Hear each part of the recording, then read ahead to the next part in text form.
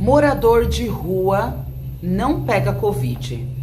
Pessoal tá lá na Cracolândia, usa droga, bebe o dia inteiro e ninguém morre de Covid. Eu nunca vi morador de rua morrendo de Covid. Você já ouviu essa fala?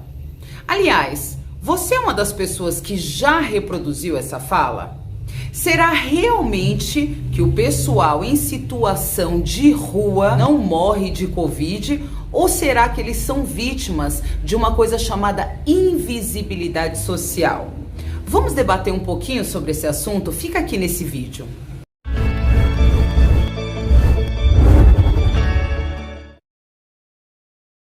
Primeiro, que a gente tem uma fala de que todo morador de rua, todas as pessoas que estão em situação de rua e de mendicância são alcoólatras, drogados ou vivem na Cracolândia. E essa não é a realidade absoluta. Obviamente que pessoas em situação de rua, pessoas que moram na rua, são seres humanos. E como seres humanos, também contrai Covid.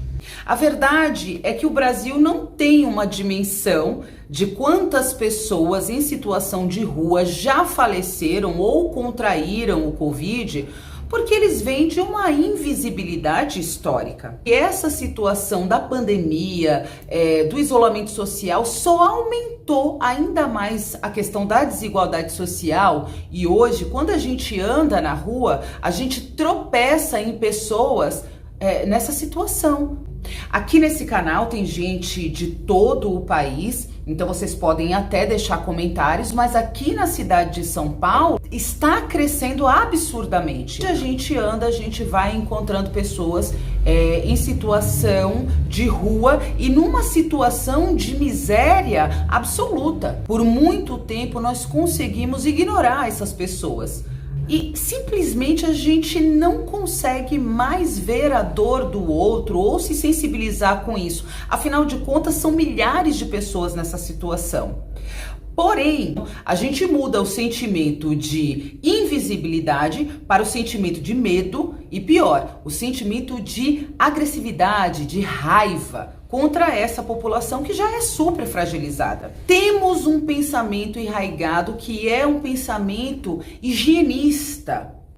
A esposa do governador João Dória, Bia Dória, fez uma declaração, no mínimo polêmica, em que as pessoas que vivem em situação de rua gostam de estar naquele contexto, uma vez que o governo disponibiliza abrigos públicos. Eu tive a oportunidade de fazer um estágio em um desses abrigos públicos durante a época da faculdade. Obviamente que a realidade não é tão simples assim. Quando observamos a situação de mendicância no nosso país, uma população muito grande de crianças e adolescentes.